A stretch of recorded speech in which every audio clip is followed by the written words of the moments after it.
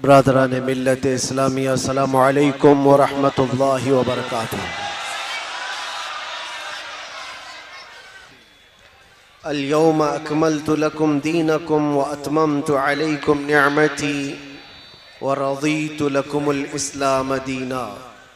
सदक़ल्लाहु मौलाना अज़ीम। बारगाह रिसालत मुआब सल्लल्लाहु अलैहि वसल्लम में दुरूद पाक का हदिया पेश करें। अल्लाहुम्मा सल्लि अला सय्यिदिना व मौलाना मुहम्मदिन मअदनिल जूदि वल करम व आलिहि व अस्हाबिहिल किराम व इब्निहिल करीम व बारिक व सल्लिम सलातन दाइमतन सरमदन अबदा। अज़ीज़ान गिराम वक़ार, मुझे अंदाज़ा है इस बात का कि जगह की यहाँ पर बड़ी किल्लत है। जो बैठे हैं वो बैठे रहे और जो खड़े हैं उन्हीं के लिए मैं भी खड़ा हूँ। जो लोग बाहर खड़े हैं या दूर दराज खड़े हैं, उनको ये एहसास ना हो कि सब लोग बैठे हुए हैं। हम भी आपके सामने खड़े होकर की गुफ्तगू कर रहे हैं ताकि आपको खड़े होने का एहसास ना रहे। आज लैलतुल क़द्र है और अल्लाह के नबी सल्लल्लाहु तआला अलैहि वसल्लम ने इरशाद फरमाया,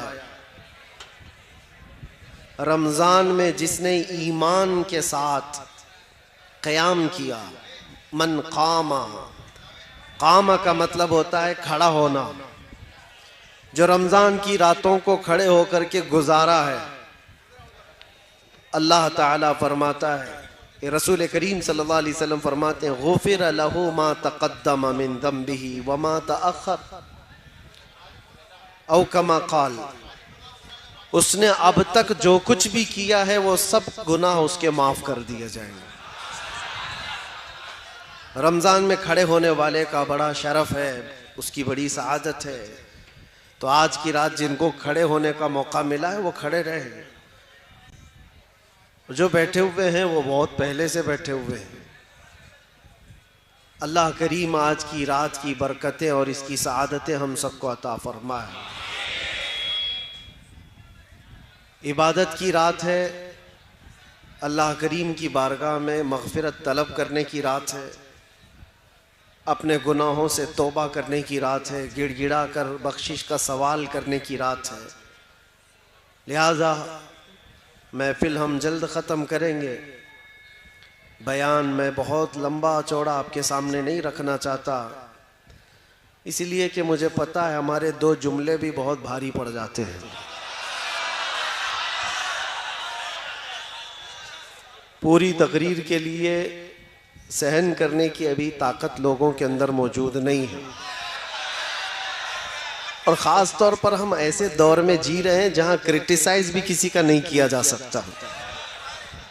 नाम के लिए लोग कहते हैं हमारा सीना बहुत कितने इंच का है, लोग कहते हैं 56 इंच का है, 55 इंच का है, 54 इंच का है, लेकिन बर्दाश्त की ताकत 1 इंच की भी नहीं। बर्दाश्त की ताकत, इसीलिए हम लंबी चौड़ी तकरीर नहीं करना चाहते, 2 जुमले ही काफ़ी हैं।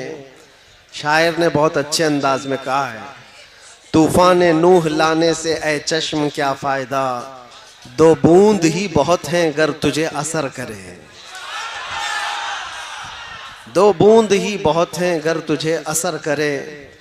और हुब्बे रसूल में मुस्तफ़ा करीम सल्लल्लाहु अलैहि वसल्लम के कदमों को अपनी नज़रों में रख कर के सरशार होकर जब कोई बोलता है तो मेरे अजीज़ों उसके हर लफ्ज़ में असर भी होता है।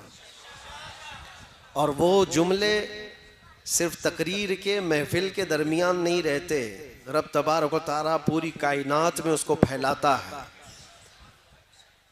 आज से 2 साल पहले हमने एक छोटी सी मस्जिद थी जिसमें 50 लोग बैठे होंगे, और उन्हीं 50 लोगों के बीच में जज्बे हुब्बे रसूल में सरशार होकर एक कुत्ते को ऐलान किया था, जो बहुत ज़्यादा भौंकता था नामे रिसालत पर, हुजूर पाक सल्लल्लाहु अलैहि वसल्लम पर। मैं ये बात क्यों कह रहा हूँ, इसलिए कह रहा हूँ कि छोटी मस्जिद में, छोटी महफिल में, लेकिन जज्बा था कि हुजूर पाक की तरफ भौंकने वाले की ज़ुबान बाहर ज़्यादा देर तक नहीं रहना चाहिए, उसका जवाब होना चाहिए। जवाब दिया। लोगों ने कहा आप कर्नाटक में बैठे हैं, कोई शुमाल हिंद में बैठा है, यहाँ से आप अपनी मस्जिद में बोल रहे हैं, वहाँ उस तक पहुँचे न पहुँचे। मेरे अजीज़ों, रब्बे जुल जलाल की ताकत और क़ुव्वत पहुँचाने का उसका जो निज़ाम है, उस पर तुम्हारा कैसा यकीन होना चाहिए बताता हूँ। एक दिन नहीं गुजरा था कि बराबर हमने जो जुमला कहा उसकी दुम पर ही पैर रखा गया था। जहां पहुंचना था वहीं पहुंचा। और हमने तो सोचा कि ये बात शायद कर्नाटक से निकलकर मुंबई तक आई होगी, मुंबई से निकलकर आसपास गई होगी, लेकिन हफ्ते भर के बाद पता चला कि अमेरिका, न्यूजीलैंड, ऑस्ट्रेलिया, अफ्रीका, सब जगह ये बात पहुंची हुई। अब फिर ये एहसास हुआ पहुंचाता कौन है, ये बातें कहां से कहां तक चली गई। मेरे अजीज़ों, लोग कहते हैं सोशल मीडिया के ज़रिए से पहुंच गई होगी। सोशल मीडिया में हज़ारों लोग भरे हुए हैं, तमाशे कर रहे हैं। ये बात हर मोमिन तक और हर बच्चे तक कैसे पहुंची, इसीलिए मेरा ये यकीन है अल्लाह के नबी सल्लल्लाहु अलैहि वसल्लम की इज़्ज़त पर बात करते हो और हुब्बे रसूल में सरशार होकर करते हो, तो फिर अपने आसपास माहौल क्या है ना देखो, बोलना तुम्हारा काम है, पहुंचाना मेरे रब की शान है। तुम्हारा एक नारा भी, तुम्हारा एक जो जज्बे हुब्बे रसूल में सरशार हो करके आह निकालते हो, ये भी बहुत दूर तक आवाज़ पहुंचती है, बहुत दूर तक आवाज़ पहुंचती है। मैं तो सुबह शाम दोपहर रातें सब काट करके आया हूं अंदर से। 8 महीने अंदर की कड़क जेल देख करके आया। उससे पहले भी कहता था, अब भी कहता हूं, जो हालात है, चोरी करके नहीं गया और किसी की पॉकेट मार के नहीं गया। सबको पता है, पूरी दुनिया भी जानती है, और जो लेकर के गए वो भी जानते हैं किस लिए लेकर के गए, किस लिए बिठाया और किस लिए इतनी देर तक रुकाया, सबको पता है। उन्हें मालूम था कि इसको अंदर रखा गया इसलिए कि नाम रसूल पर ज़्यादा बोलता है, हुजूर पाक की इज़्ज़त पर बोलता है। ये बात मैं काफ़ी दिन पहले आपको भी आज मैं बता रहा हूँ। अब मुझे बुलाए हो तो आसपास वाले और सारे वो लोग और जो इंतज़ामिया लोग हैं वो डरते ना रह जाएं, इसलिए कि बहुत सारी जगहों पर मामलात होते हैं, डराया जाता है, धमकाया जाता है। किसको बुला रहे हो, उसको बुला रहे हो, पहले ही से उनको टाइट कर दिया जाता है कि अरे माहौल ख़राब हो जाएगा, इतना बिगड़ जाएगा, ऐसा हो जाएगा, वैसा हो जाएगा। जो इंतज़ामिया होती है वो बेचारे कुछ भोले भाले हों तो वहीं ढीले पड़ जाते हैं, बहुत शौक से हमारी तारीख लेते हैं। उसके बाद जब दिन करीब आते हैं और प्रेशर आता है तो उन्हें समझ में आता है कि हम तो किसको ला रहे थे। उनको लगता है बहुत बड़ा कुछ होने वाला है। मैं कोई बहुत बड़ा नहीं हूँ और ना ही मेरे अंदर कोई बड़ी ताकत है, लेकिन जिस बात का खौफ दुनिया को सता रहा है वो ताकत हर मोमिन के पास है, और उस ताकत का नाम इश्क़ मुस्तफ़ा है। मैं आपको इसलिए ये बात अर्ज कर रहा हूँ, शुरू में तमहीद बता देता हूँ। हमारे शुमाल हिंद के एक मौलाना साहब थे, यूपी के रहने वाले। हम किसी जलसे में गए थे और वापस आए तो उन्होंने कहा कि हज़रत मुझे पुलिस वालों ने उठा लिया था। मैं स्टेज पे बैठा था, आपके बाजू लब्बैक लब्बैक के नारे में बहुत लगा रहा था। मुझे उठा लिया और सुबह से शाम तक बिठाया। मैंने कहा क्या हुआ, डर गया इस बात से, और कोई जुर्म तो नहीं किया और कोई क्राइम तो नहीं किया? कहा नहीं, कभी कोई जुर्म नहीं किया, कभी कोई क्राइम नहीं। मेरे ऊपर तो ट्रैफिक रूल तोड़ने का भी कोई कानून लगा नहीं है अब तक, बस इसी बात पर मुझे उठा कर ले गए और बिठाए। मैंने कहा मौलाना अब इसमें डरने की क्या बात है, फ़ख्र से कहो दुनिया चोरी करके थाने जाती है और तुम रसूल का नाम लेकर के गए हो। कल क़यामत के दिन इसका सिला हुजूर की बारगाह में पेश कर लेना।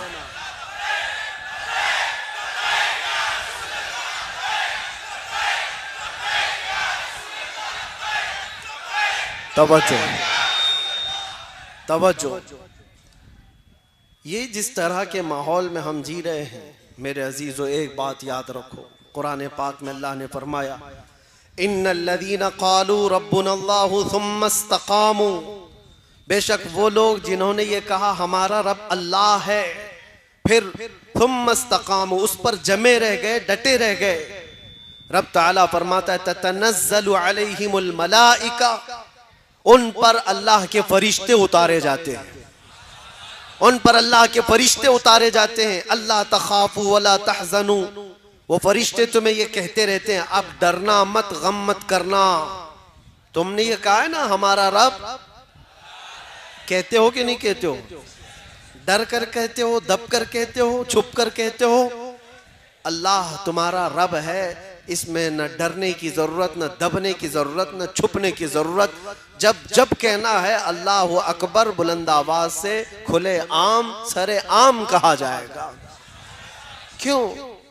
अल्लाह पर ईमान लाने के बाद जो बंदा जम गया, डट गया, मेरे रब का वादा है कि उसकी हिफाजत के लिए अल्लाह फरिश्ते उतारता है, उसकी हिफाजत के लिए फरिश्ते उतारता है। यकीन होना चाहिए तुम्हारा मेरे अजीजों, कुछ नहीं होगा। अल्लाह तखाफू वला तहज़नू, वो फरिश्ते भी ये कहते हैं अब डरो मत, गम मत करो। वाबशिरू बिल जन्नति लती कुंतुम तुअदून, इतनी ही बात पर फरिश्ते ये बशारत भी दे जाते हैं अल्लाह ने जिस जन्नत का तुम्हें वादा किया है सुनो बहुत करीब है, तुम्हें उस जन्नत की बशारत देते हैं। और फिर फरिश्ते साथ में ये भी कहकर जाते हैं नहनु औलियाउकुम फिल हयाति दुनिया व फिल आखिरा, डरना मत है मोमिनो। अल्लाह फरमा रहा है हम दुनिया में भी तुम्हारे मददगार हैं और आखिरत में भी मददगार हैं। अल्लाह फरमा रहे हम मददगार हैं। वलकुम फीहा मा तश्तही अनफुसुकुम वलकुम फीहा मा तदऊन, जो जो तुम ख्वाहिश करोगे अल्लाह वो सब तुम्हें अता करेगा, और जिस जिस चीज को तुम मांगते थे मौला वो भी अता फरमाएगा। जिस चीज का तुम्हें वादा किया गया वो सब अता कर दिया जाएगा। नुज़ुलम मिन गफूरिर रहीम। रब ताला फरमाते, ये कुरान की आयत में पढ़ रहा हूं आपके पास 25वें पारे की। अल्लाह फरमाता है फिर ये मेहमानी है तुम्हारी, मेहमान नवाजी की जाएगी गफूरुर रहीम की तरफ से। किस बात पर ये सारी चीजें किस बात पर मिल रही है? सिर्फ इस बात पर जिसने कहा मेरा रब अल्लाह है, जिसने कहा मेरा रब और उस पर जम गया, उस पर डट गया। आज चाहे उसकी गर्दन पर कोई खड़ा हो जाए, चाहे उसके सीने पर कोई भाला रख दे और फिर जबरदस्ती पकड़ करके कहे इसका नाम ले, उसका नाम ले, उसका नाम ले, इसका नाम ले। मोमिन अगर डट गया, जम गया और कहा मेरी हर सांस पर अल्लाह अकबर ही होगा, तो उसके लिए कुरान में अल्लाह फरमाता है उसकी मदद के लिए मौला फरिश्ते उतारता है। अब यहां पर एक सवाल होता है, एक सवाल कि मौलाना इतनी चीजें अगर है, अल्लाह कह देने पर फरिश्तों की मदद होती है, तो फिर ये फिलिस्तीन वाले तो अल्लाह अकबर रोज कहते हैं और उनकी मदद क्यों नहीं होती? फरिश्ते कब आएंगे, कब उनकी मदद करेंगे? तुम्हें इस तरह के शक व शुबे में डाल करके डगमगाया जाता है, तुम्हारे पाँव में जलजला लाने की कोशिश की जाती है। कुछ नहीं, मौलाना लोगों की बातें। मेरे अजीजों, मैं जो बात कह रहा हूं ये मौलाना लोगों की बात नहीं, अल्लाह का कलाम पढ़ रहा हूं।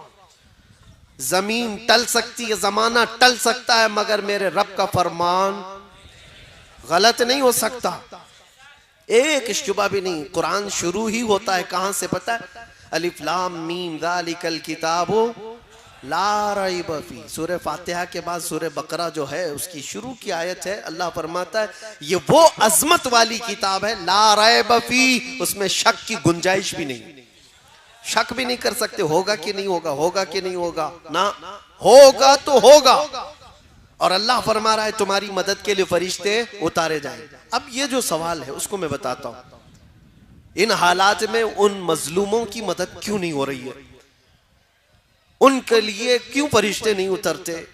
मेरे अजीजों, क्या तुम देख रहे हो कि उतर रहे हैं कि नहीं उतर रहे? हम देख रहे हैं कि फरिश्ते आ रहे हैं कि नहीं आ रहे हैं? जो वहां के हालात हैं ये बज़ाहिर हमें नजर आते हैं, लेकिन अल्लाह का वादा सच्चा है, सच्चा है और सच्चा है। जिसके साथ अल्लाह तबारक व तआला भलाई का इरादा फरमाता है उसे शहादत के मकाम पर पहुंचाता है, और जिसको शहादत मिली है, जिसको शहादत मिली है, जानते हो, पूरी कायनात समेट करके लाओ, शहीद के नाखून के बराबर भी नहीं होगी। पूरी दुनिया समेट करके लाओ, शहीद के नाखून के बराबर नहीं हो पाएगी। शहीद को अल्लाह तबारक व तआला जो मकाम अता करता है, हदीस पाक में है, उसकी रूह निकलने से पहले उसे जन्नत दिखाई जाती है, उसे जन्नत में उसका ठिकाना बता दिया जाता है। तो क्या ये अल्लाह की मदद नहीं है? क्या ये अल्लाह की रहमत नहीं है? सहाबा, ताबईन, औलिया सबों ने ये दुआ किया कि अल्लाह तेरे रास्ते में हमें मौत आए तो शहादत की मौत आए। किसी शहीद की मौत पर तुम फख्र करते हो कि नहीं करते हो? शहीदों को हम जिंदा कहते हैं और कुरान भी कहता है। तो उन मोमिनीन के साथ जो आज जुल्म हो रहा है, वो यूं ही नहीं मारे जा रहे, बल्कि उनकी हर मौत शहीद की मौत है। वो शुहदा हैं, शहीद हैं, उनको अल्लाह ने जो जन्नत का वादा फरमाया वो मिलकर रहेगा। लेकिन तुम्हारा इम्तिहान है, चाहे तुम्हारे सामने कोई मर जाए, कट जाए, कत्ल हो जाए, जुल्म के साथ कोई पकड़ा जाए, मारा जाए, तुम अपने ईमान के साथ अगर बाकी रहते हो तो ये अल्लाह का वादा तुम्हारे साथ। ईमान के साथ। कौन सा ईमान? मैंने कहा है मेरा रब, हमने क्या कहा है? हमारा रब, और फिर उस पर जमे रह गए, उस पर जमे रह गए। ये ईमान का ऐसा हिस्सा मैं तुम्हें बता रहा हूं। हदीस पाक में मेरे आका सल्लल्लाहु अलैहि वसल्लम फरमाते हैं, जिसके दिल में ईमान आ गया फिर वो कुफ्र और शिर्क से इतनी नफरत करता है जैसे अंगारे में हाथ डालने से नफरत करता है। आग के तंदूर में हाथ डालना पसंद करता है कोई? कोई पसंद करता है? आग के तंदूर में हाथ डालने को जितना ना पसंद करते हो, ईमान वाला कुफ्र और शिर्क से उतना ही बेजार रहता है, उतनी ही दूर भागता है, चाहे जैसे भी हालात हो। लोगों को आज पता नहीं क्या हो गया। मैं तो अपना मैसेज दे करके रहूंगा। कुरान क्या कहता है? या अय्युहल्लज़ीना आमनू दुखुलू फिस्सिल्मि काफ़ा, ऐ ईमान वालो इस्लाम में पूरे के पूरे दाखिल हो जाओ। आधा तीतर आधा बटेर नहीं होना चाहिए, जो हो पूरे हो जाओ। इनको भी राजी रखेंगे, उनको भी राजी रखेंगे, थोड़ा यहाँ भी लगा लेंगे, थोड़ा वहां भी लगा लेंगे। सुबह इनके पास चले जाएंगे, शाम में इनके पास चले जाएंगे। पार्टी उसके बगैर तो चलती नहीं है। ये बहुत सारी जगहों पर आज के जो हालात हैं, लोगों ने ये समझ रखा है सियासत करना है, पॉलिटिक्स करना है तो फिर सबको राजी रखना है। हम ये नहीं कहते कि सबको राजी ना रखो, राजी रखो, लेकिन अपने खुदा को सबसे पहले राजी करो। और अल्लाह बेहतर जानता है, उसको तुम राजी रखोगे पूरी दुनिया को अल्लाह तुमसे राजी करा देगा। उसके दस्ते कुदरत में है वो बंदों को राजी कराना। हजारों नहीं लाखों के दिलों को मौला तुम्हारी तरफ फेर देगा, बस उसको राजी करो। जब रब तबारक व तआला फजल फरमाए किसी पर तो बगैर किसी प्रचार के लोगों को उसकी तरफ फेर देता है, फेर देता है। ये मैंने प्रैक्टिकल अपनी लाइफ में देखा। उन इलाकों में मैं गया जहां का नाम कभी जिंदगी में नहीं सुना, ना कभी पढ़ा, ना किसी और से सुना, बिहार, बंगाल, झारखंड या उसके अलावा, लेकिन देख करके हैरत होती है। वो अनजान लोग जिनसे हमारा कभी कोई ताल्लुक नहीं, घंटों हमारे इस्तकबाल में रास्ता तकते खड़े हैं और देखते ही मोहब्बतों का वो नजराना, मोहब्बतों से वो उनकी आवाजें, ऐसा लगता है सदियों पुरानी हमारी कोई मुलाकात है। आज मैं पहली मर्तबा तुम्हारे इलाके में आया, ये जोशो खरोश, ये जो मोहब्बतों के तोहफे, जिस तरह से लोगों का ये इस्तकबाल, ये किस लिए है, किस लिए है? ये सारी चीजें देख करके मुझे कभी अजनबियत नहीं लगती कि हम कोई नए लोग हैं। ये महसूस कराती है ये मोहब्बत कि बरसों पुरानी कोई मोहब्बत है। ये मोहब्बत मेरी अपनी कमाई हुई नहीं है, ना ही मेरे जुबान का कमाल है। ना ही मेरे कोई जिस्म का कमाल है, ना मेरे इल्म का कमाल है। मौला करीम रब्बे जुल जलाल जब चाहता है कायनात के चप्पे चप्पे को किसी इंसान की तरफ फेर देता है।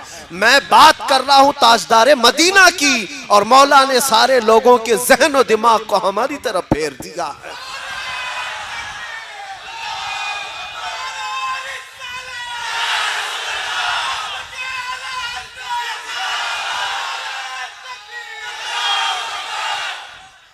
राजी करो उस रब्बे जुल जलाल को, वो अगर राजी है तो सब कुछ ठीक है।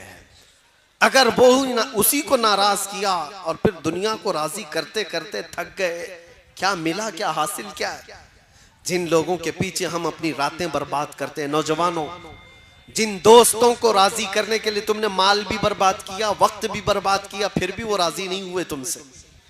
एक दिन उनके साथ कुछ तुम्हारा बुरा हुआ, वो सारी पुरानी यादें सब खत्म कर दिएंगे, सब ताल्लुकात मिटा दिए जाएंगे। दोस्तों के लिए तुमने अपने माँ बाप के साथ बैठना छोड़ दिया, दोस्तों की वजह से तुम अपने घर में वक्त देना कम कर चुके हो। इस दुनिया को राजी करने के लिए क्या क्या नहीं किया, लेकिन वो राजी कभी नहीं होती। और अगर तुम्हारे 4 दोस्त हैं तो चारों को एक साथ राजी रखो, ये भी मुश्किल है। हो सकता है तुम्हारे किसी काम से 2 राजी और 2 नाराज। ये तो 4 का मसला बता रहा हूं, और जिसको 4000 के बीच में जीना है वो कब तक उन सबको राजी करता रहेगा? एक एक इंसान को राजी करते करते उसकी लाइफ खत्म हो जाएगी। फिर बाद में पता चला उम्र ढल गई, इनमें से आधे भी राजी नहीं हुए। होता ही यही। मस्जिद के सदर साहब, मस्जिद की कमेटियां चलाने वाले, या मेहराब के इमाम साहब, आप अगर सबको राजी करने पर लग गए तो आपकी जिंदगी खत्म हो जाएगी, पूरे राजी नहीं होंगे, कभी राजी नहीं होंगे पूरे। एक बात याद रखो, तुम्हें रब तबारक व तआला ने ये खिदमत अता की है तो सिर्फ रब्बे जुल जलाल को राजी करने पर लगो। अल्लाह को राजी करो, और अल्लाह अगर राजी हुआ तो पूरी कायनात को अल्लाह खुद अपनी जानिब से तुम्हारी तरफ से राजी करा देगा। वो तुम्हारी मोहब्बत उनके दिलों में खुद डाल देगा। मुझे आज बताओ, सुल्तानुल औलिया गौसुल आजम अब्दुल कादिर जिलानी रदी अल्लाह ताला अन्हु को देखा हुआ यहाँ कौन बैठा हुआ है? कोई उनको देखा हुआ? उनके जमाने का, आसपास का सरकार गरीब नवाज को देखा हुआ कोई है? बरसों बीत गए, लेकिन आज भी तुम्हारे दिलों में उनके नाम की भी मोहब्बत कैसी है? उनके नाम की भी मोहब्बत कैसी? वजह यह है कि वो जब तक जिंदा थे सिर्फ अपने रब को राजी करते थे, अल्लाह को राजी करने पर लग गए, अल्लाह को राजी करने पर लगे रहे, और रब तबारक व तआला ने पूरी कायनात को उनसे राजी करा दिया है।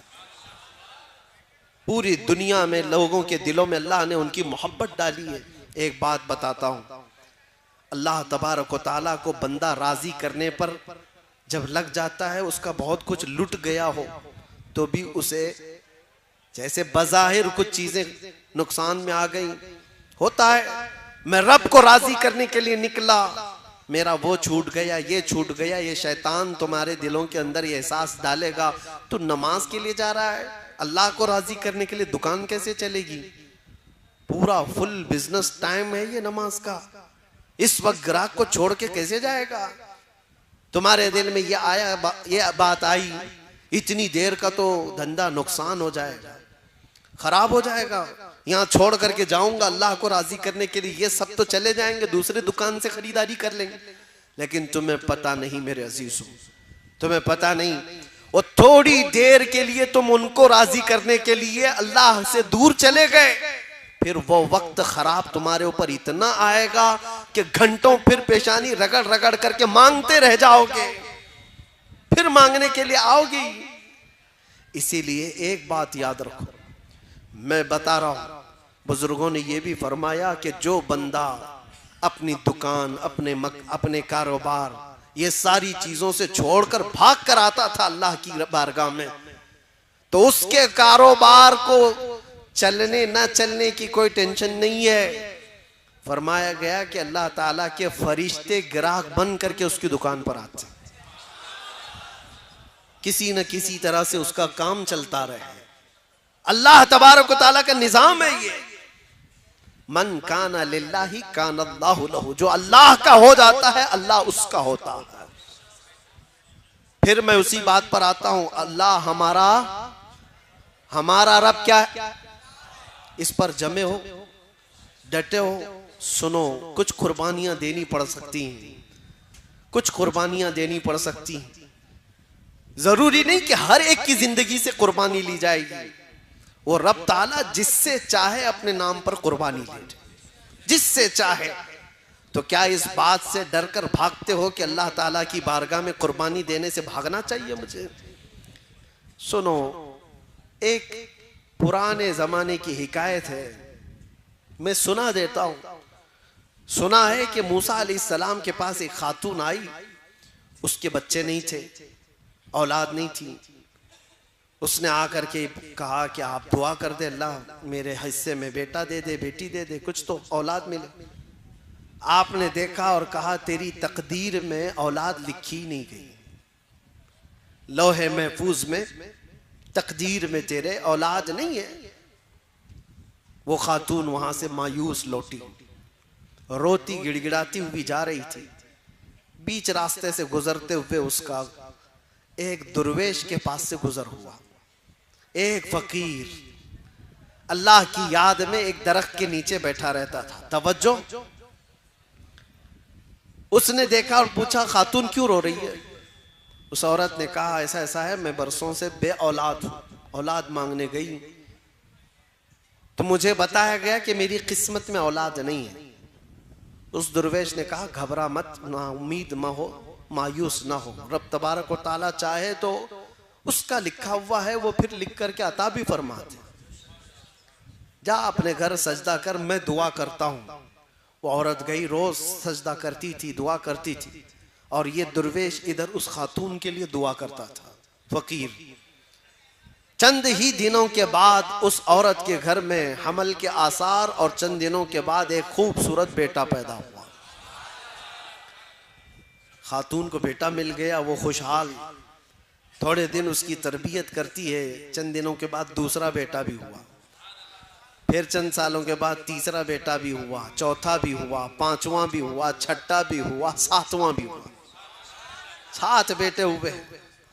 एक दिन हजरत मूसा वहां से गुजर रहे थे, देखा इस खातून को, पूछा ये किसके बच्चे हैं? औरत ने कहा मेरे। तेरे? तू ही वो औरत है जो औलाद के लिए शिकायत लेकर आई थी? कहा मैं ही हूं। कहा फिर कैसे आ गए तेरे औलाद? कहा बस दुआ है किसी बुजुर्ग की और अल्लाह की अता है। अल्लाह जिसे चाहे औलाद अता करे, जिसे चाहे अता करे। मूसा अलैहिस्सलाम अल्लाह करीम की बारगाह में अर्ज करते हैं, मौला मैंने जो देखा था वो गलत था या ये औरत झूठ बोल रही है? रब ताला की तरफ से जवाब आया कि तुमने जो देखा था वो भी सही था, औरत जो बोल रही वो भी सही। कैसे इसको औलाद हुई? तो रब तबारक व तआला ने फरमाया कि मूसा एक चाकू लो और एक बर्तन लो और जाओ अपनी उम्मत में से लोगों को पुकार कर कहो अपने जिस्म का एक टुकड़ा काट करके अल्लाह को दे दे। वो बनी इसराइल कौम है बड़ी नाफरमान। मूसा अलैहिस्सलाम अपनी कौम के पास आए, अल्लाह का हुक्म है ये। चाकू लेकर के एक थाल में कहा कि जिस्म का एक टुकड़ा काट करके दे दे। सब इधर उधर भागने लग गए। आज ये टुकड़ा मांग रहे हैं, कल कलेजा मांगेंगे।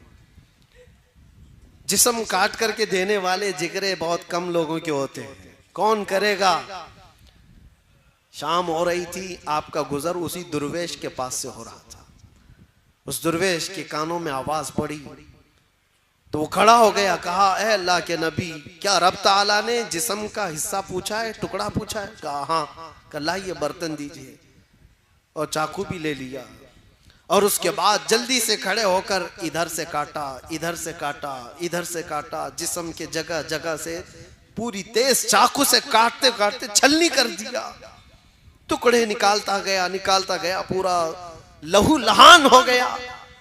मूसा अलैहिस्सलाम ने कहा अरे नादान, हुक्म हुआ है एक टुकड़ा देने के लिए जिस्म का, इतने क्यों काट दिया? कहा आपने ये तो नहीं बताया कि रब को मेरे जिस्म का कहां का हिस्सा चाहिए, किस जगह का हिस्सा चाहिए। मैं सब निकाल कर रख दिया हूं ताकि कोई टुकड़ा तो उसे पसंद आए। ये फना, अल्लाह की बारगाह में जो फना है, अल्लाह का जो हो गया, तब रब तबारक व तआला ने फरमाया, ऐ मूसा, जो मेरी मोहब्बत में अपने जिस्म के टुकड़े निकाल सकता हो, उसकी दुआ पर मैं क्या किसी को औलाद नहीं दे सकता? उसकी दुआएं रब तबारक व तआला के हुजूर जाती हैं। इसीलिए कहा गया, खुदी को कर बुलंद इतना कि हर तकदीर से पहले खुदा बंदे से खुद पूछे, बता तेरी रजा क्या है। ये मकाम कब आता है? जब तुम जमे रह जाओ, डटे रह जाओ, अल्लाह रब्बुल इज्जत की जात पर ईमान यकीन के साथ कामिल रखो। बहुत सारे वसवसे शैतान डालता है, बहुत सारे वसवसे डालता है। आप कहते हैं ना कि हमारा यकीन है अल्लाह की जात पर।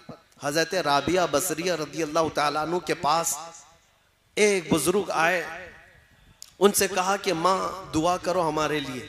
हजरत राबिया ने पूछा क्या दुआ करो? कहा इतनी दुआ करो अल्लाह हमसे राजी हो जाए। हजरत राबिया ने कहा इतनी बड़ी दुआ, इतनी बड़ी दुआ करवा रहे हो मुझसे, पहले ये तो बताओ क्या तू भी अल्लाह से राजी है? क्या तू भी अल्लाह से राजी है? उस बुजुर्ग ने कहा माई कैसी बात कर रहे हो, कौन है भला दुनिया में जो अल्लाह से भी नाराज रहेगा? कौन है जो अल्लाह से भी नाराज रहेगा? हज़रत राबिया मुस्कुराने लगी और कहने लगी, ए बंदे खुदा, बहुत लोग हैं जो अल्लाह से नाराज हैं। ये कहते हैं अपने रब को अल्लाह कहते हैं, ये नाराज है, राजी नहीं है अल्लाह से। कहा ऐसा कैसे हो सकता है? कहा हो तो सकता है, करते हैं। थोड़ी सी ज्यादा गर्मी आई तो कहती ये कैसा खतरनाक मौसम आ गया। बारिश आई तो कहती बेमौसम के बारिश आ गई। यानी तुम इस बात पर राजी नहीं हो, तुम मशवरा दोगे कि अल्लाह कब बारिश बरसाए कब ना बरसाए, तुम्हारा क्या दखल है? तुम थोड़ी सी गर्मी आती है तो हाय हाय करते हुए लोगों को शिकायत करते हो। अगर अल्लाह से ये राजी होते तो उस रब की शिकायत दूसरों के पास नहीं करते। इनकी नाराजगी का हाल तो यह है, जब इनको अल्लाह देता है बेहिसाब देता है तो छुपा कर रखते हैं, किसी को नहीं बताते कितना माल है किसी के पास, छुपा कर रखते हैं। और जब छोटी सी बीमारी देता है तो 10 लोगों को कहते हैं मुझे बुखार हो गया, मुझे तकलीफ है, मुझे मुसीबत है। हजरत राबिया कहती यही तो अपने रब से अगर राजी होता तो उसकी नेमतों को खोल खोल कर बयान करता और उसकी दी हुई मुसीबतों पर सब्र करता। अजीजा ने गिरामे वक़ार, आज की इस रात में आप सबसे यही गुजारिश करूंगा, ईमान की हिफाजत इस जमाने में बहुत बड़ा चैलेंज है तुम्हारे लिए। अल्लाह के नबी सल्लल्लाहु अलैहि वसल्लम ने फरमाया है, एक जमाना मेरी उम्मत पर ऐसा आएगा कि ईमान पर इनको खड़ा रहना इतना मुश्किल हो जाएगा जैसे हथेली पर अंगारा लेकर खड़ा होना मुश्किल है। वो दौर आ चुका है, वो दौर आ चुका है। तुम्हें अपने ईमान के साथ बाकी रहना, कायम रहना। आज का दौर तो निकल जाएगा, ऐसे वैसे तुम भी बूढ़े हो जाओगे, अभी मौत आ जाएगी। अगली जो नस्ल आने वाली है उनका सोचो, उनका सोचो। क्या आज हालात ऐसे नहीं कि कलमे पर, अजान पर, हुजूर के नाम पर, कुरान के औराक पर, मज़ारात औलिया पर, इस्लाम के शायर पर, हर चीज पर हमले नहीं है, हर चीज पर हमले। और इसमें से एक जमात ऐसी बन जाएगी जो सेकुलर बन जाएंगे। टाप टोपी दाढ़ी रखने वाले वो सेकुलर बन जाएंगे और कहेंगे ठीक है हम भी बार बार ला इलाहा इल्लल्लाह नहीं पढ़ेंगे, ठीक है हम आज़ानें भी बंद कर लेंगे, ये भी निकाल लेंगे वो भी निकाल लेंगे, हम न्यूट्रल हो जाएंगे।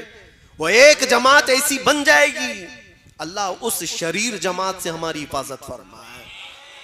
वो मुनाफिकीन की जमात होगी, मुनाफिकीन होंगे जिनका दिल कुफ्र कर चुका होगा, जिनका दिल गैर खुदा को राजी करने के लिए अपने खुदा को छोड़ चुका होगा। आपका दिल ऐसा होने ना पाए। मौत करीब है, क़यामत करीब है। नौजवानों, अपने ईमान की हिफाजत करो, कुरान में रब ताला फरमाता है इन्नल्लाह ला यगफिरु अन युशरक बिही व यगफिरु मा दून ज़ालिका लिमन यशा। अल्लाह फरमाता है उसके साथ किसी ने किसी को शरीक किया, शिर्क किया, तो अल्लाह उसको कभी माफ नहीं करेगा। और उसके अलावा जो भी गुनाह किया है अल्लाह सब माफ करेगा। जो भी गुनाह हुआ है अल्लाह सब माफ करेगा। यहां तक के जिन्होंने हजरत अमीर हमजा को कत्ल किया, वहशी, उनके मुतालिक ये आयत आई थी। वो आए बारगाह रिसालत मुआब सल्लल्लाहु अलैहि वसल्लम में कहने लगे मुझे अमान दे दीजिए। हुजूर के चचा को जिसने कत्ल किया है नेज़े से मारकर जंगे उहद में, फिर वो हुजूर की बारगाह में आए, कहा मुझे अमान दे दीजिए। नबी करीम सल्लल्लाहु अलैहि वसल्लम वो तो अजवदुन नास है, सखावत के बादशाह हैं। दिल खोल कर हुजूर ने फरमाया जा तुझे माफ कर दिया और अमान दे दिया। उन्होंने फिर ये सवाल किया कि क्या मेरे गुनाह माफ हो जाएंगे? तब अल्लाह ताला ने फरमाया शिर्क के अलावा जो कुछ भी किया है अल्लाह माफ करेगा। शिर्क के अलावा जो भी होगा अल्लाह माफ करेगा, लेकिन शिर्क को अल्लाह माफ नहीं करता। शिर्क है क्या चीज जो आज धीरे धीरे तुम्हारे महफिलों में लाई जा रही है, आज धीरे धीरे तुम्हारे मुआशरे में, सोसाइटी में लाई जा रही है। शिर्क ये है कि अल्लाह के अलावा किसी दूसरे को भी खुदा समझ लो या उसको भी कोई मकाम दे दो। रज़्ज़ाक़ कौन है तुम्हारा? कौन है रज़्ज़ाक़? क्या किसी और के बारे में भी यकीन रखते हो रिस्क कोई और भी देता है? किसी जगह सर झुकाने से रिस्क मिल जाएगा, किसी जगह तेल चढ़ाने से रिस्क मिल जाएगा। अल्लाह रज़्ज़ाक़ हकीकी है, वही रिस्क देगा। बीमारी वही देता है, शिफा भी वही देता है। इस बात पर जब तुम्हारा यकीन हो, जम जाओ, तो फिर दुनिया तुम्हें नहीं बहका पाएगी। एक साहब आए, काफी साल पहले की बात है, कहा पेट का बहुत दर्द होता था, बहुत दर्द होता था। इलाज कराता रहा। एक साधु मिले, उन्होंने इलाज कर दिया। मैंने कहा कैसे? कहा गाय का मूत्र पिला के। माज़अल्लाह रब्बिल आलमीन, उससे सही कर दिया। मैंने कहा नादान तुझे पता नहीं ये हराम चीज में शिफा कैसे हो सकती? ला शिफा अफिल हराम, हराम में शिफा नहीं है। कहा हो गया। एक बात याद रखो, शैतान तुम्हारे दर्द को छुपा सकता है, मिटा नहीं सकता। तुम्हारे दर्द के ऊपर पर्दा डाल सकता है, लेकिन जड़ से खत्म नहीं कर सकता। वो बीमारी अंदर होगी, ये तुम्हें धोखा देने के लिए किया गया है कि बीमारी खत्म हुई। हकीकत में हर बीमारी से शिफा सिर्फ अल्लाह की जात अता करती है। डॉक्टर भी जरिया होता है, डॉक्टर भी और दवाई भी जरिया होती है। बाज लोग हमसे ये कहते हैं कि काफी साल पहले यही सेम जुमलों पर एक मॉडर्न आदमी ने मैसेज करके कहा था कि मौलाना आप कहते हैं अल्लाह शिफा देता है, अल्लाह शिफा देता है। कहाँ है? बीमार होते हो तो हॉस्पिटल जाते हो। मैंने उनसे पूछा अच्छा तुम्हारे हिसाब से कौन शिफा देता है? कहा डॉक्टर। उसने कहा डॉक्टर। मैंने उनसे कहा ठीक है, मैं एक बीमार को लाता हूं और डॉक्टर को यहां बिठा देना, देखता हूं डॉक्टर देखता रहे, मरीज अच्छा हो जाता है। कहा नहीं, दवाई देता है। कहा फिर डॉक्टर कहाँ है? वो तो दवा सही कर रही है, वो तो दवाई सही कर रही है। और अगर दवाई चली गई तब भी मैं कहूंगा, अगर उसका हाजमा सही नहीं था, दवाई निकल गई तो वो भी असर नहीं कर रही है। बहुत सारे मामलात हैं शक व शुबा पैदा करने के लिए, लेकिन एक बात याद रखो, ये सब चीजें जरिया हैं, हकीकी शिफा देने वाला सिर्फ अल्लाह रब्बुल इज्जत है। एक दौर आने वाला है तुम पर, अल्लाह ताला उस फितने के दौर से हमारी हिफाजत फरमाए।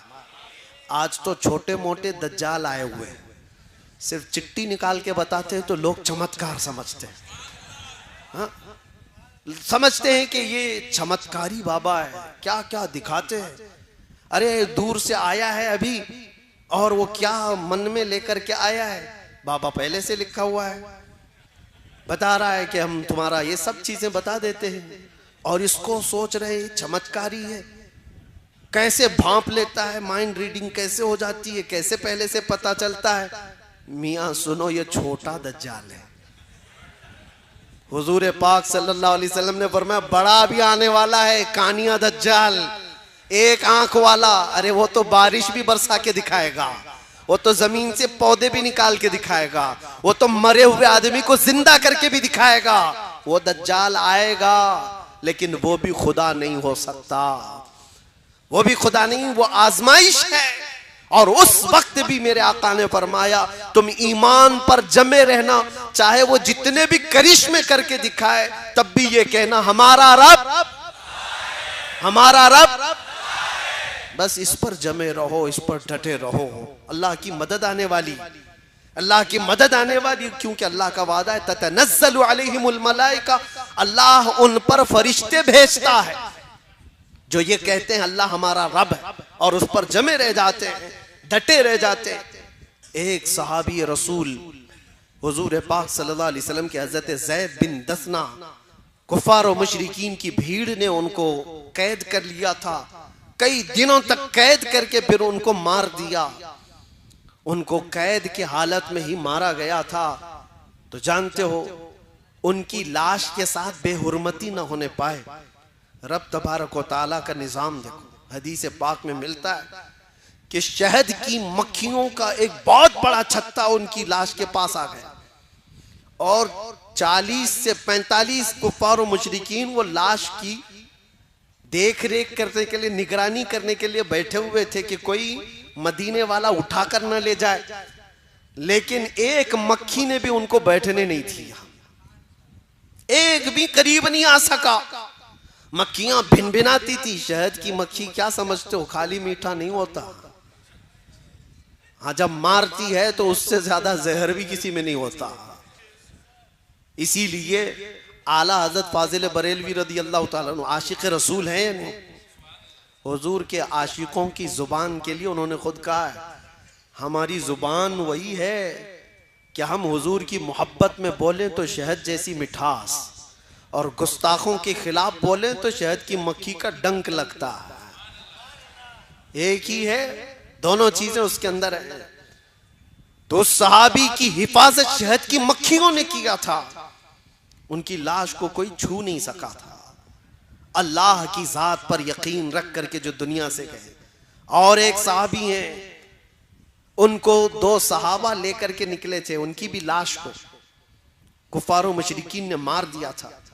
रात के वक्त वो 2 सहाबा लेकर मदीने जा रहे थे, पीछे से 200 के करीब घुड़सवार आए और 2 लोगों को पकड़ने के लिए। वो जब ज्यादा कुफार और मुशरिकीन आ गए तो ये 2 ही सहाबा थे जो लाश लेकर जा रहे थे, एक सहाबी रसूल की। अब ये सारे कुफार और मुशरिकीन इस सहाबी रसूल की लाश के साथ बेहुरमती करेंगे। अब क्या करें, 2 ही लोग हैं, 2 ही लोग हैं, अब क्या करें, 200 पीछे खड़े हैं। उन्होंने वो लाश को नीचे रख दिया, जमीन पर रख दिया, और जमीन से कहा यहां तक हम हिफाजत कर सकते थे, जमीन आगे तू अब हिफाजत कर। जमीन फट गई, वो सहाबी की लाश अंदर चली गई, जमीन बराबर हुई। 200 घुड़सवार मक्का से आए थे, पूरा छान मार लिए इधर से उधर, उस सहाबी रसूल की लाश कहीं नहीं मिली। वो दोनों सहाबा ने आकर हुजूर पाक सल्लल्लाहु अलैहि वसल्लम को ये माजरा बताया, तो हुजूर ने उस सहाबी को कहा बलीउल अर्द, जमीन का लुकमा, जमीन ने उनको हिफाजत किया है। यह अल्लाह की हिफाजत के अंदाज है। जब कोई बंदा उस पर ईमान लाकर जम जाता है, हर बुरी ताकत से मौला उसकी हिफाजत फरमाता है।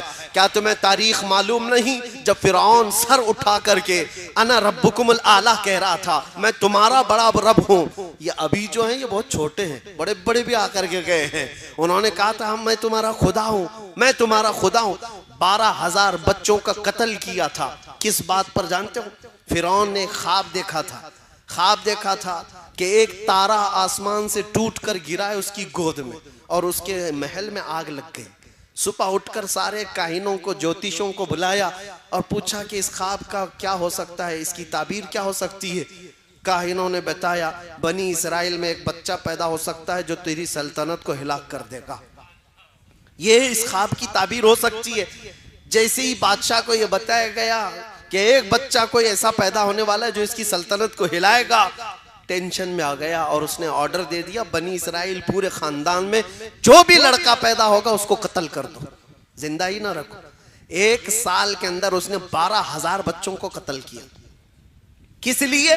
हमारी सल्तनत को कोई हिलाने वाला बच्चा ही ना पैदा हो, आएगा तो भी कत्ल हो जाएगा। उसी जमाने में हजरत मूसा अलैहिस्सलाम की पैदाइश हुई और उनकी माँ हामिला थी। पैदा होने का अंदाज भी देखो, वो तहखाने में गई, जब पैदा हो गए मूसा अलैहिस्सलाम तो रब ताला ने उनके दिल में बात डाली कि एक संदूक में इस बच्चे को बंद करो और दरिया में बहा दो।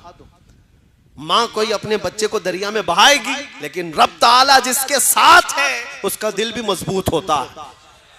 हमने देखा है लोग दूर दराज से देख करके डर रहे थे, ये 200 लोगों के आगे पीछे चल रहे हैं, क्या डर नहीं है? मुझे मेरे साथियों ने पूछा कई मर्तबा कि आगे इतने पीछे इतने, ये सायरन बजा रहे, वो कर रहे, ये कर रहे। मेरे अजीजों, अल्लाह जिसके साथ होता है उसका दिल मजबूत होता।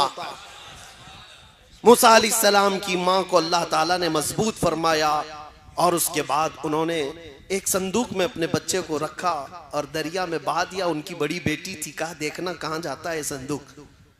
मूसा अलैहिस्सलाम की बड़ी बहन वो देखती चली गई, संदूक बहते बहते बहते दरिया के किनारे से सीधे जाकर के फिरौन के बागीचे के पास लग गया। फिरौन के महल के पीछे जो बागीचा था, दरिया वहां से बहता था। फिरौन की बीवी टहलने के लिए आई थी, औलाद नहीं थे घर पे।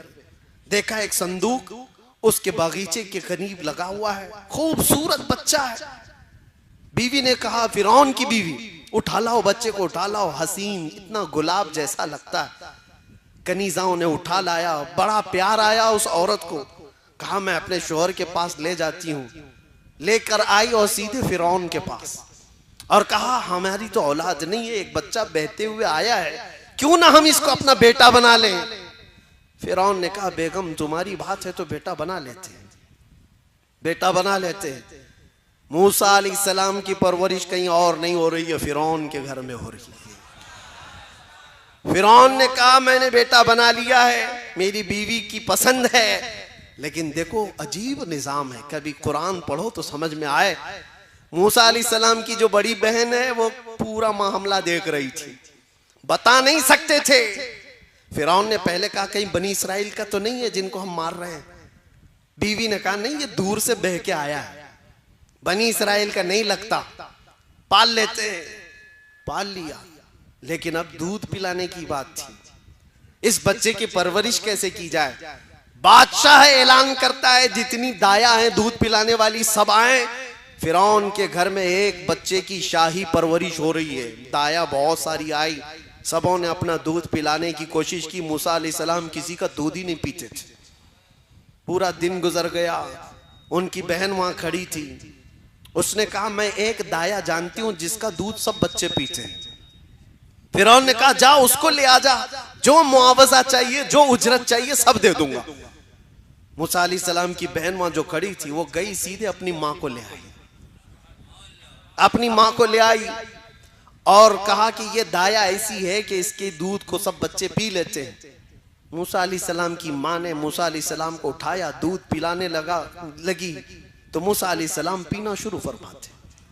क्या निजाम है मौला, दूसरों के घर पे और वो उनकी ही माँ का दूध पिला करके। बाद में कोई ये ना कहे कि हम अपना दूध पिलाकर मूसा को बड़ा किए, उनकी ही माँ का दूध पिलाया। और ऐसे ही मुफ्त में नहीं, मूसा अलैहिस्सलाम की माँ जो दूध पिलाती थी फिरौन के शाही खजाने से उसकी उजरत भी मिलती थी। जो बच्चा उसकी सल्तनत को हिलाने वाला है उसको खर्चा करके पाला जा रहा है। एक बात याद रखो, अल्लाह तबारक ताला का निजाम है, जब वो किसी के तख्त को हिलाता है तो बहुत छोटी ताकतों से भी हिलाता है। मूसा अलैहिस्सलाम जवान हुए और उसके बाद कुरान पाक आप पढ़ो तो समझ में आ जाएगा, यही मूसा अलैहिस्सलाम है जिन्होंने उसको दावत दी, फिरौन तू झूठा है, तू जो रब होने का दावा करता है गलत है, मेरा रब अल्लाह है। यही जुमला मैंने कहा था, क्या है हमारा रब। इस पर जिसने अकड़ दिखाया उसने बहुत तमाशे किए। फिरौन ने मेरे पास वो ताकत है, मेरे पास ये ताकत है, क्या क्या ताकतें दिखाने की बात की, हर चीज में फेल होता रहा। यहां तक कि एक दिन वो आया जब मूसा अलैहिस्सलाम समंदर से गुजर रहे थे, अल्लाह ने उनके लिए रास्ते बनाए। फिरौन ने देखा, एक बात ही बताऊं ईमान वालों, अल्लाह की मदद आई, तुम्हारा झूठा खाने के लिए भी लोग तरसेंगे। तुम्हारी ये एक बात याद रखो, मूसा अलैहिस्सलाम अपनी पूरी मोमिन जमात को लेकर, मोमिन कौम को लेकर दरिया की तरफ जा रहे थे। पीछे फिरौन का लश्कर उनका मुकाबला करने आ रहा था। सामने समंदर है, एक तरफ समंदर, एक तरफ दुश्मन का लश्कर, कौन हिफाजत करेगा। ऐसे हालात आ जाएं तो याद रखना, बेबस और लाचार मत समझना। एक तरफ समंदर है और एक तरफ फिरौन का लश्कर है, जाए तो कहां है। अल्लाह ने हुक्म फरमाया, मूसा अपना असा समंदर पे मारो। 12 रास्ते निकल गए और उनकी कौम उसमें ऐसे चलने लगी जैसे सूखे पर चलती है। जब वो निकल गए तो फिरौन ने ये देखा कि इनको तो रास्ता मिला हुआ है, हम भी इसी में चलते हैं। और जो ये सोचता है कि मोमिनों को जो मदद मिली है वो हमको भी मिलेगी, ये उसकी खाम ख्याली है। और जैसे ही वो समंदर में आया, अल्लाह फरमाता है फगशियहुम मिनल यम्मि मा गशियहुम, हमने समंदर को ऐसा मिलाया कि पानी पानी हो गया और फिरौन की सारी ताकत चकनाचूर होकर रह गई। पूरी फौज भी हिलाक और फिरौन का गुरूर भी हिलाक। खत्म हुआ। किसने हिलाक किया? पानी ने हिलाक किया। पानी को कौन ताकतवर समझता है, लेकिन फिरौन की बादशाहत को खत्म कर दिया। नमरूद भी ऐसे उठा था, एक मच्छर ने उसे हिलाक कर दिया।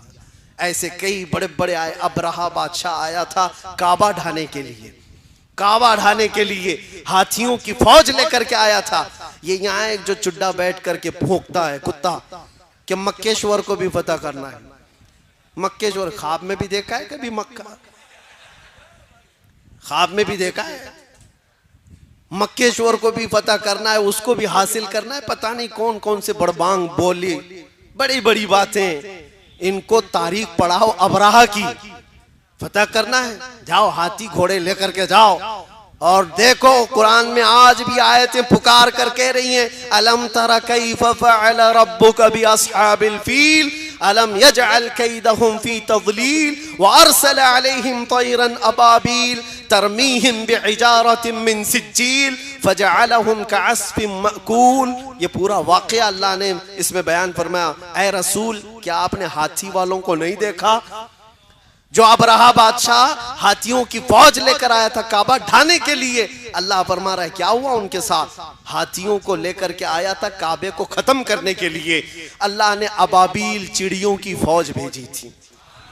वो चिड़िया इतनी छोटी है, आज भी देखो मक्का में घूमती रहती, इतनी छोटी है। अबाबील चिड़ियों की फौज को भेजा। उन्होंने क्या किया? अरसल अलैहिम तयरन अबाबील तरमीहिम बिहिजारतिन मिन सिज्जील। नोकेले 3-3 पत्थर हर चिड़िया के पास, एक मुंह में और 2 पांव में।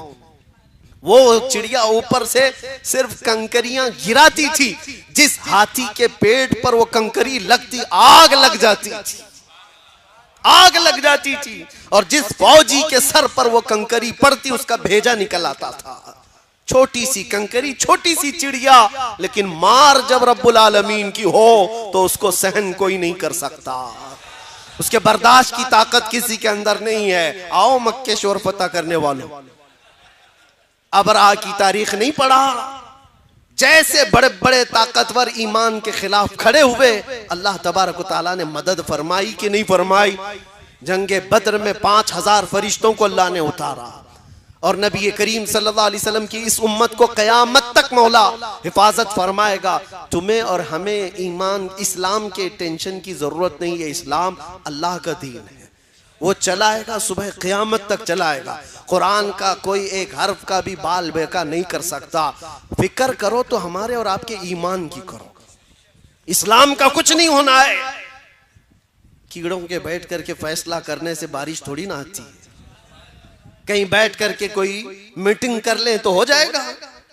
और ऐसे तो सुना है कि रोज बंदर दरख्त पे बैठ करके फैसला करते हैं, रात भर मीटिंग करते हैं कि कल पूरा हिंदुस्तान पता करना है। और सुबह होने के बाद पेट में इतनी भूख लगी रहती है, दन दन नाचते हुए चले जाते हैं। उन बंदरों की मीटिंग से कोई मुल्क फतह नहीं होता। हम भी यही कहेंगे, तुम्हारी हैसियत इसी तरह की होगी जो दूसरे इस तरह की बातें करते हैं। दीन इस्लाम अल्लाह का दीन है, इसकी हिफाजत सुबह क़यामत तक मौला फरमाएगा। लेकिन फिक्र करो तो अपने और आपके ईमान की, जो दिल के अंदर मौजूद है, ये कहीं रुखसत ना हो जाए। इसी को आला हजरत ने अपने शेर में बताया था, आंख से काजल साफ चुरा ले, यहाँ वो चोर भला के हैं, तेरी गठरी ताकी है और तूने नींद निकाली है। सुना जंगल रात अंधेरी छाई बदली काली है, सोने वालों जागते रहियो चोरों की रखवाली है।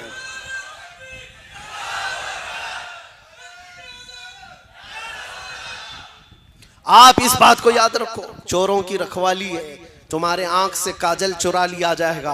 आंख का काजल क्या है? हुजूर की मोहब्बत, हुजूर का इश्क, ये तुम्हारे आंखों का काजल है। ये चुरा लिया जाए तो फिर तुम्हारा कुछ भी नहीं है, तुम्हारा कुछ नहीं है। तुम्हारी जो कुछ भी पहचान है वो तुम्हारे ईमान से। दुनिया तुम्हारे गाड़ी बंगले लत्ते इस चीज की दुश्मन नहीं है, किसी चीज की दुश्मन नहीं है। तुम बड़ा बंगला बनाए हो, गाड़ियां लिए हो, बहुत जायदाद है, किसी चीज की नहीं, ईमान की दुश्मन है। कुरान में भी अल्लाह ने फरमाया, इन्ना शैतान लिल इंसान अदुव्वुम मुबीन। शैतान इंसान का किस लिए दुश्मन है? उसके ईमान का। बाकी तो बहुतों का तो भाई है, ईमान नहीं है तो सगा भाई बन जाता है। शैतान बहुतों का दोस्त है, यार है, मददगार है, लेकिन ईमान वाले का दुश्मन है।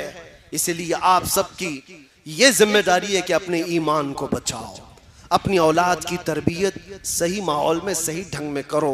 गाने बाजे टीवी सीरियल पे कब तक इनको पालोगे? टिकटॉक पर मुजरे करने वाले वो लड़कों को मैं कहता हूँ, पूरी दुनिया ये नहीं है मेरे अजीजों, निकलो इस दुनिया से। तुम इसके लिए नहीं आए हो। कुरान में अल्लाह ने तुम्हें खैर उम्मत फरमाया है, तुम सबसे बेहतरीन उम्मत हो। तुम्हें अल्लाह ताला ने इतना बड़ा लक़ब दिया है और तुम कहां कौन सी जिंदगी में बसे हुए हो? निकलो। अल्लाह तबारक व तआला तुम्हारे सर को इतना महफूज रखा कि रिज्क के सामने भी झुकने नहीं दिया, किसी के सामने झुकने नहीं दिया। तुम्हारी पेशानियों को अल्लाह ने महफूज रखा, सिर्फ रब्बुल आलमीन की बारगाह में झुकती है, उसको देखा नहीं फिर भी झुकती है। इसलिए इस ईमान की हिफाजत करो, इस ईमान की हिफाजत। और ईमान दो चीजें, खत्म कर रहा हूं गुफ्तगू को, आखिरी मैं अपनी बातों में आ रहा हूं। एक बात तो यह है, जिसने ये कहा हमारा रब, इस पर जम गया, एक ईमान का हिस्सा है। और दूसरे ईमान की जान है मुहम्मदुर रसूलुल्लाह की जात। वो जो न थे तो, वो जो न हो तो, वो जो न थे तो, और वो जो ना हो तो। ये एक बात याद रखो, हुजूर ना हो तो ना हमारी अजानें हैं, ना हमारी नमाजें हैं, ना हमारा वक़ार है, कुछ नहीं है। हुजूर का नाम अगर जिंदगी से निकल गया तो हम कुछ भी, हमारी इज्जत, हमारी जिंदगी, जो कुछ भी है वो हुजूर के नाम से वाबस्ता है। इसीलिए कुछ दूसरी कौमों ने हमारा नाम तो मोहम्मदन रख दिया है, हमारा नाम मोहम्मदन है। कुरान में तो अल्लाह ने मुस्लिमीन कहा हमें, लेकिन लोगों ने मोहम्मदन बता दिया, वो जुबान में इस्तेमाल करते हुए। मतलब ये है कि वो जाने अनजाने में किसी तरह तो हर मुसलमान को मोहम्मदी कहते हैं। इसको अंग्रेजों ने 100 साल पहले कहा था। इकबाल शेर में कहता है, अंग्रेजों की जुबान, अंग्रेज देखकर घबराते थे और कहते थे, ये फाका कश मौत से डरता नहीं जरा। फाका फाके पे फाका करता है लेकिन मौत से डरता नहीं। ये फाका कश मौत से डरता नहीं जरा, रूहे मोहम्मदी इसके बदन से निकाल दो। ये अंग्रेज कहते थे, रूहे मोहम्मदी इसके बदन से निकाल दो। इसलिए कि सारी दुनिया जानती है रूहे मोहम्मदी जब तक इनके साथ है ये पावरफुल है, ताकतवर है। ये बिखरे हुए टूटे हुए हमारा एक नेता भी ढंग का नहीं है, फिर भी दुनिया 24 घंटे हम पे चर्चा क्यों करती है? समझ से बाहर बात नहीं है। बैकवर्ड है, बिछड़ी हुई कौम है, एजुकेशन में नहीं है, सियासत में नहीं है, ढंग की क़यादत नहीं है, सियासत नहीं है, सब तो तुम ही रिपोर्ट देते हो। इस तकरीर पे भी मेरा एक केस हुआ है। इस तकरीर पे भी गुजरात वाले बहुत मेहरबान हैं, उन्होंने इस पर भी, मैं तो मुसलमानों को डांट रहा था कि तुम तो सचर कमेटी की रिपोर्ट के एतबार से बैकवर्ड कौम में शुमार किए जा रहे हो, सबसे निचले हिस्से में तुम्हारा नाम आ रहा है, हर चीज में तुम पीछे हो। ये भी सहन नहीं कर पाए, केस कर दिया। खैर ठीक है, कोई बात नहीं, लेकिन एक बात याद रखो कि अगर 24 घंटे दूसरों के चर्चे में हो तो इसका मतलब है कि ईमान की शमा अभी तुम्हारे सीने में जल रही है, और उसको गुल होने न देना। जो चीज आज तुम्हारी बाकी है वो हुजूर की मोहब्बत बाकी है। गुनहगार हो गया है बंदा, गद्दार नहीं हुआ है, और जब तक गद्दार नहीं होगा उसकी ईमानी ताकत हमेशा पावरफुल ही होती है, पावरफुल ही होती है। गरीब ही सही, लंगड़ा ही सही, लेकिन लब्बैक कहेगा तो धरती को हिलते हुए भी हमने देखा है। इसलिए याद रखो, आखिरी बात, हुजूर पाक सल्लल्लाहु ताला अलैहि वसल्लम की मोहब्बत के साथ जीना है, और इस मोहब्बत में कोई कंप्रोमाइज, जो जान मांगो तो जान दे दे, जो माल मांगो तो माल दे दे, मगर ये हमसे कभी ना होगा, नबी का जाहो जलाल दे दे। ये कंप्रोमाइज सहाबा का मसलक भी नहीं था, मजहब भी नहीं था, हमारे बुजुर्गों का शीवा भी नहीं था, तरीका भी नहीं था। हमारा भी वही मसलक, वही मजहब, वही शीवा, वही तरीका है जो बुजुर्गों का रहा है। इतना ही कहते हुए हम दुनिया से जाएंगे। हर मुसीबत, हर सितम गवारा है, हर मुसीबत, हर सितम गवारा है। या रसूल अल्लाह, एक बार तुम कह दो कि तू हमारा है। लब्बैक या रसूल अल्लाह।